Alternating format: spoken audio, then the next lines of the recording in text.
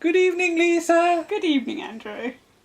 Well, it's just about evening. Yes, it's 5:30. 5:05. And we have just watched... Rewatched. Well, I was going to say we've just watched Demons of the Punjab for the second time. Oh, right, okay. So, you say? So we have. Yeah, all right. So, you filled in your survey. I did. Didn't you? I did. It got mostly 10 out of 10s. Is this the first No, 10 out of 10s I think I you've given gave to them? Rosa Or not? a few 10s as well. All right. So. But when you say 10 out of 10s, 10 out of 10s for what? For the storyline, Mm-hmm. for the acting, Yeah. for everything, really. Yeah, right, okay. Well, I don't know what you... Yeah. I've never Well, really seen your The survey. only one I so- didn't give 10 out of 10 for, there was a question, there's one that says funny, and it wasn't particularly funny.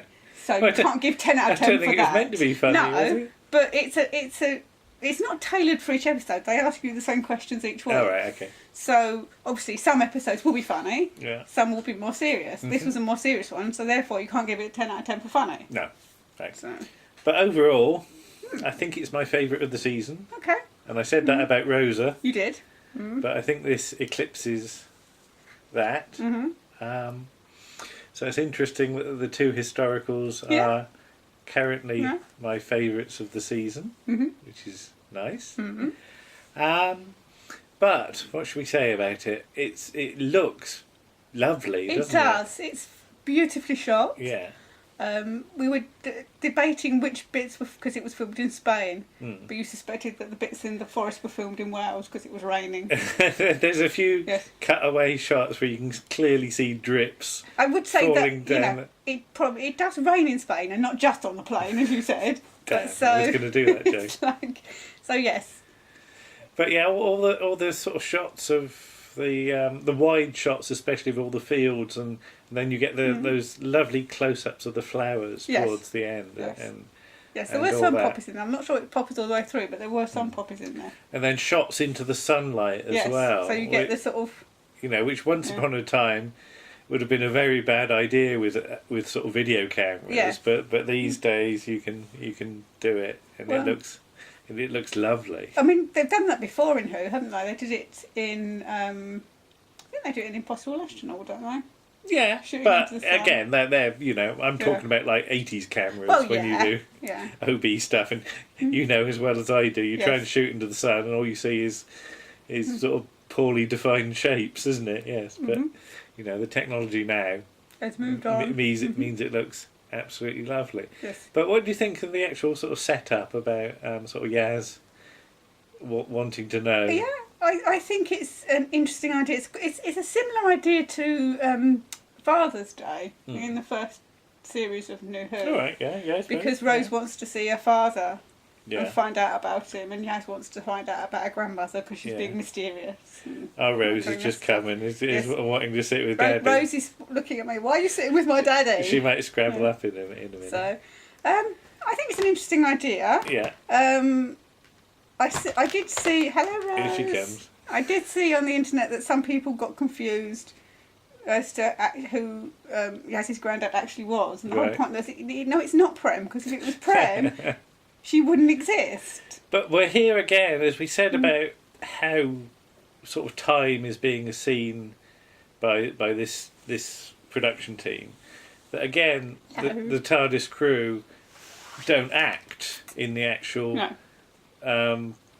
the final sort of scenes. They merely observe. Yeah. Which is very like the Hartnell era. Yeah. Well, this is the thing. This is going back to real basics, which I like because it's just so different. And what is it? The line, "The events will happen." Yes. Thank you, Rose. She's walking all over me. Do you want to sit on me, Rose? I see if she will. Okay, Rose, come and sit. You might see her come back again. But let's say about the soundtrack as well. Oh, the soundtrack's beautiful. It's my favourite soundtrack of the series so far.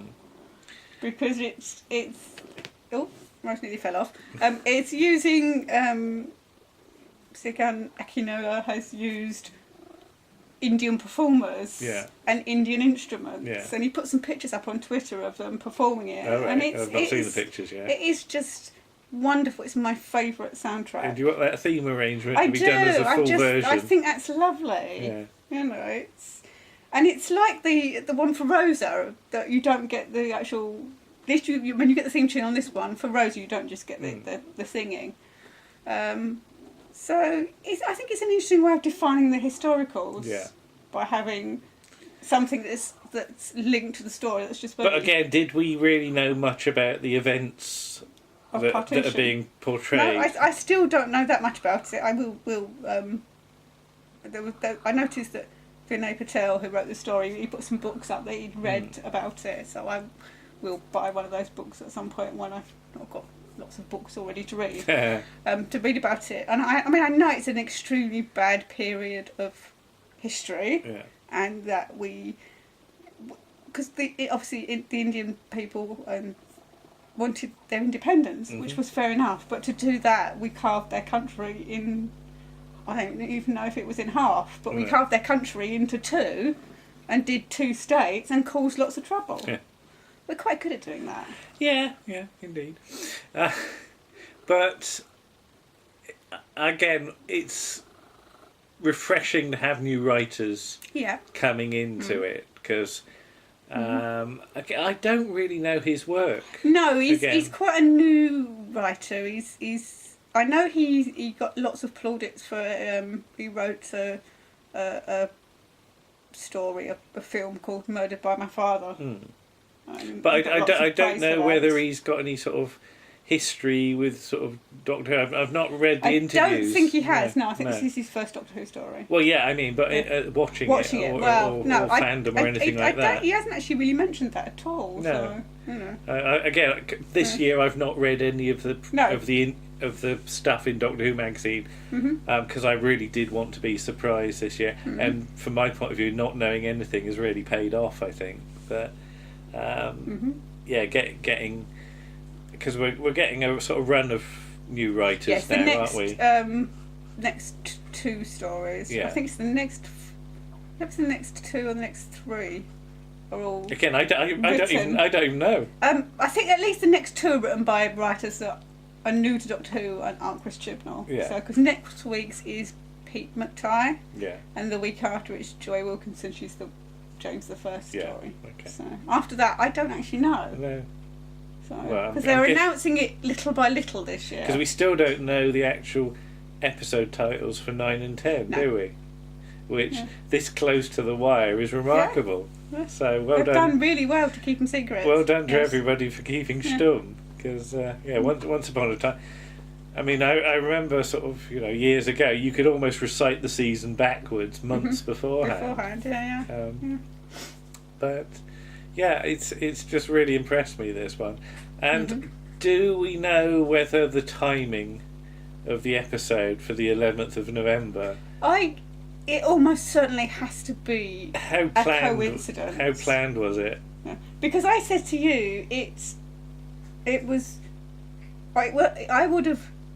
If it was me, and if you knew roughly when the season was going to air, I would have pulled the Which One forward and put it on just before Halloween. Because I have seen some stuff today that it was at one point episode 9 or something like that. Okay. So much later in the run. Yeah, so whether they've jiggled the season around to see, because this is the beauty when they knew what the dates were. I don't know. The beauty of the fact that there's no overarch in the series, that you can say, well, that was episode 9, but that's going to go out on that day, so we can pull that one forward. That happened a bit with what was it, Curse of the Black Spot, and was it Night Terrors? Yeah, they were swapped around in the season. So you had the weird thing there that one was planned with Amy as being sort of the flesh Amy, and one wasn't. And then the way it ends up being transmitted, it's the other way round or something. So that's quite weird. But again,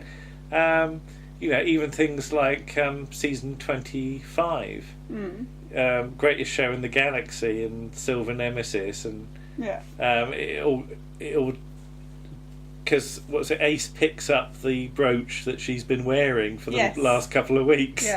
So sometimes sort of little things like that sort of don't quite work. But if it is true that it was episode 9, then I really can't tell. At least at the moment I can't tell whether that'll change or not. I really don't know. Because I really don't think there's a big... I like the fact there's no big overarching storyline. I like the fact it's individual stories. I like the fact there's no big returning monsters. There's been lots of whinging about this from people on various internet forums. And Daleks and Cybermen have their place. Yeah. But it's nice to have a series where you get... I can't even call them monsters, can I? Yeah. The aliens in this. Well, this is what I was going to say, that the Doctor assuming that the aliens are up to no good and then being proved utterly wrong is a nice little lesson. Yeah. In some ways, it's almost like John Pertwee with The Curse of Peladon, isn't it? It is, See some aliens, so assume... So is the Doctor almost being a bit prejudiced, do you think? Yeah. And I said to you, again, it's an interesting thing that the only real villains in this series have been the human beings or the humanoids. Because, that title, Demons of the Punjab, as you watch the episode, you realise it's got more than one meaning. Yes, you realise it's not the aliens, it's the people fighting each other, which did happen. Yeah. It's quite sad, really. But I mean, in some respects, that was Twice Upon a Time, wasn't it? In some ways, the Doctor says, I don't know what to do if it's not an evil plan, isn't it? Yeah. Which is done as a joke. Here, I think the sort of wind is taken out of the Doctor's sails a bit, isn't it? Yeah. Because there's all that stuff, it is defended and all of that, and then that was utterly not needed. No. So I like the fact that the Doctor's a bit fallible from time to time. That just because you assume something doesn't mean you're right. True, no. So, which actually sort of works quite well in this episode as well. It's a good one in the don't assume anything about people that you don't know. Yeah. I mean, again, as with last week's episode, I went into this episode with some misgivings for completely different reasons. Right. Because I did wonder whether the big villain of the piece were going to be the British. And although they are in the background, it's actually not. It's just that human beings...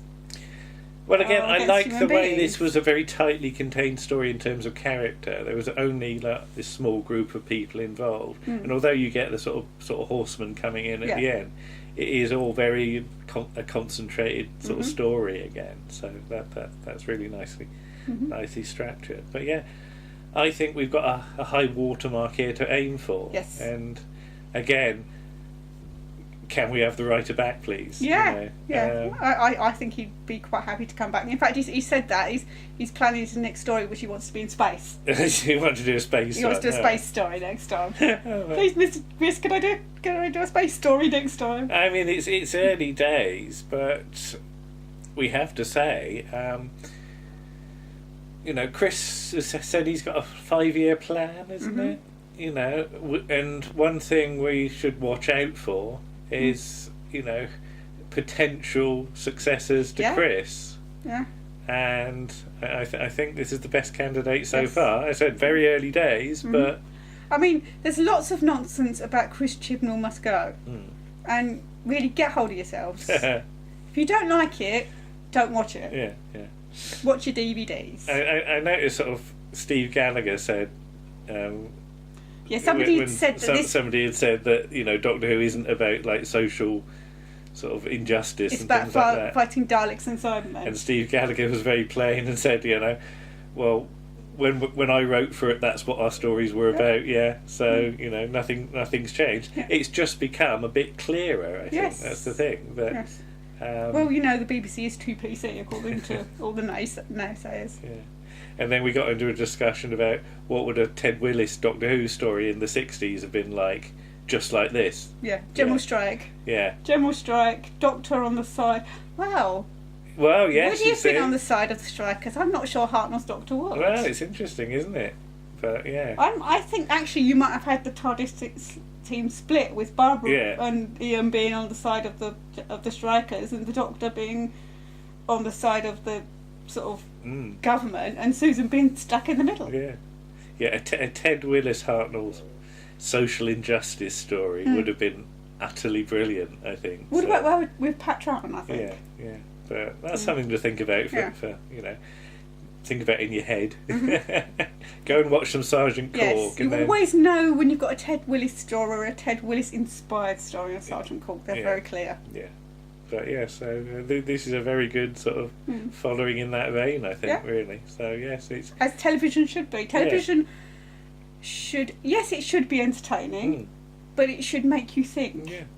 And it should make you think about things that have happened. Oh no, I mean the worst thing Doctor Who can be is wallpaper, isn't it? Yeah, and that's not what it should be. Yeah, and I know people say because that's underestimating how good Doctor Who can be, and how what your audience is like. And people were saying, "Well, I watch Doctor Who to be entertained."